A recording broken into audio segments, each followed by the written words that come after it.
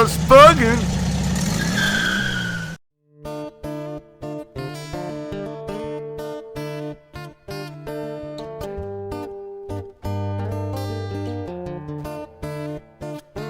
Hey guys, we got a new RailBuggy in here today, and we're going to do a compression test on it. That's a nice RailBuggy, isn't it? Pretty jam up. All right guys, we're on number 1 cylinder on the RailBuggy. Let's see what we got. 125. Yeah, they're all rich. Ready? Yeah, go ahead. All right, 150. All right, over to number 3. Go ahead. 99. Go ahead. Go, go, go. 145. All right, guys, we got 130 on number 1, 150 on number 2, and number 3 is 100, which failed. Rebuild. And number 4 is 145. So now we have it at operating temperature, and we're going to do a compression test on it again on number 3 cylinder to kind of give us an idea of what the problem is. 125. See the difference in yeah. hot and cold? All right guys, we're gonna do one more compression test since it cooled down. And I'm on cylinder 1. All right, go ahead, Dalton. All right, stop. All right, that was 140. That was higher, that was 130 the first time. Number 2, go ahead. Stop. Number 2, 150, same as before. All right, go ahead. All right, stop. That one's still 100. That's our failed number 3. That's not changing. But you know, it went up to 125 when it was operating temperature. So then that tells you that the rings appear to be good, and it's pointing more towards a head issue. But we'll check the oil pressure, and then when we get this thing out, we'll check the end play. Go ahead. All right, it's 140.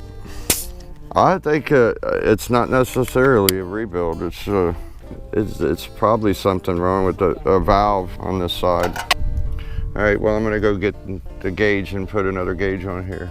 My gauge, oil pressure gauge, hooked up to it because there was just an awful lot of air in his line that goes all the way up to his gauge, and I didn't see it move. All right, go ahead and turn it over. Keep turning it over until I tell you stop. All right, we got 30 PSI, which is pretty damn good. All right, well, I think what it is we're gonna need to pull this and pull the heads off and inspect the heads and the valves and go from there. And anything else he might want to do while we're there. So, and we'll definitely look at the end play when we get it out. It could possibly just be head work. And now if it's got excessive end play, then that's a different story. All right, that's it. When I get all the spark plugs back in it, we're gonna take it out for a ride when it cools down this evening and check on the drivability. All right, stay tuned. We're gonna go test drive the RailBuggy that came in. We just finished the compression test on it and wanna check it out, drive it around the neighborhood a little bit.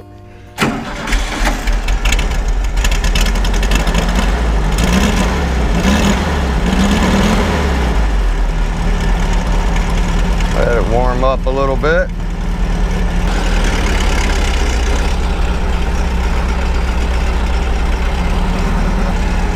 Where's a horn? They get a horn on here too? Whoa! Wow. That is loud.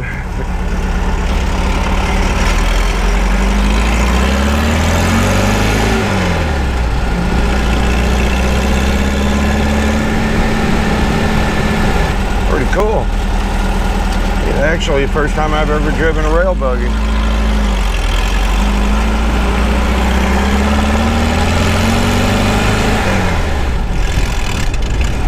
Oh. Yeah, you got to get used to the shifting and went into 4th gear.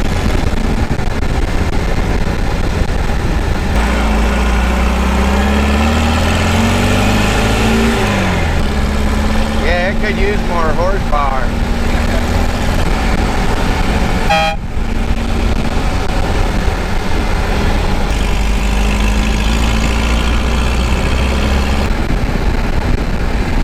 Yeah, he runs with just a tack like the trike's gonna be. Those speedometers. You just get somebody to drive along, you can get an idea of what it is at what RPM. Or you put a phone in here with the GPS on it.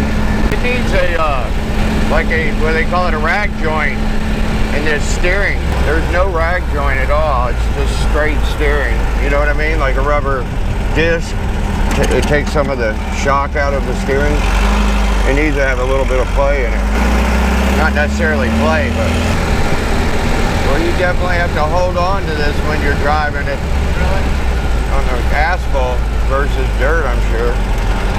Owners take this out on the dirt? Yeah, they live in with a lot of country, I guess, with woods around and dirt roads.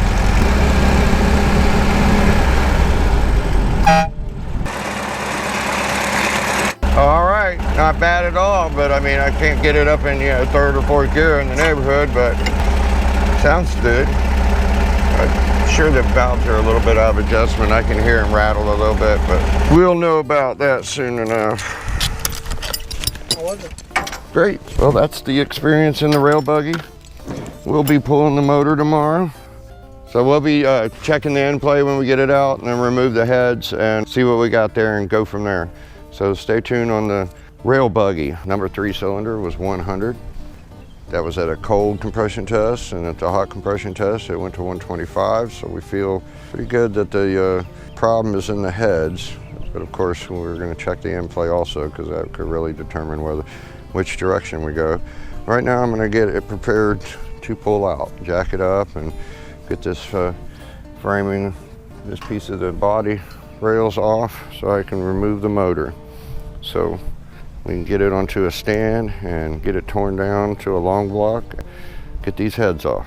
All right, guys, getting ready to pull this out. I ran into one issue here. This, you know, when your cable gets frayed at the end, it's missing the little pin to go into your carburetor. They put this little extension on here, and the Allen has been tightened down so much that it's stripped and it won't come out. But it's only $5 for a cable. So, and of course it's not going to go through that tube, so I'm forced to snip it. I've tried everything else. I even have a cable here, so it is what it is. It is what it is. It is what it is. I'm already here, just replace the cable. All right, that's gone. Now all we need to do is remove the motor mount bolts. Get this cage off, and we'll get this bad boy out. We got it out, and it's time to get it to move around to the front of the shop. Boy, it was like a garden hose, all the water and everything that came out of this pipe. Alrighty, not bad at all. This bad boy stripped down and opened up and see what's wrong. All right, guys, we got the RailBuggy motor out of the RailBuggy, as you can see, and we have it on an engine stand, and we'll be tearing it down to get to the heads. All right, guys, we got the RailBuggy motor all torn down to the long block. Well, actually, not quite the long block. Cradle's still on, the oil cooler, but this is just to get the heads off and evaluate them, and we're gonna check the end plate and see what we got here and see if we can just take care of an issue in the heads if that's what we find, and if the end plate's good, then we could just do a refresh on this. So, hey guys, here's the RailBuggy. We get the motor out, and it went to Mike this morning, and he checked the end play when he got it back. They were gonna pull the heads off tomorrow, but he checked the end play and it was 0.3, and it should be 0.003 to 0.005. So it has excessive end play in it. Yes, it runs. I mean, I drove it, but it just doesn't have the horsepower you think the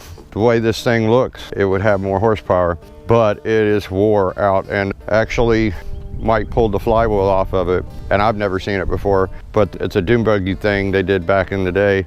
It's too thin main seals, or rear main seals. They put 2 of them in there, back to back. and that's what was in this. So it's an old rebuild. So, you know, he's contacting the owner and what he wants to do with it, because it is more than just heads. I mentioned it to him that if it has excessive in-play, then it doesn't matter about the heads. We need to rebuild it. And that's the case. So we're gonna wait and see what happens and what he wants to do with it. And if he gets a go with it tonight, then I guess I'll be evaluating 2 motors tomorrow, pulling them apart. And that will be videoed at Mike's place with Josh, the VOTEC student. All right, stay tuned for hopefully a rebuilt motor. It's not like we're trying for these cars to fail compression tests. It is what it is. I mean, I have plenty of work. I don't need another rebuild, but we want to make this a powerful rail buggy. And if you don't rebuild it now, you might not be able to use that case again in the future, because it's going to start slapping jugs. It was wet with oil all over the motor, and it looked like the slinger, oil slinger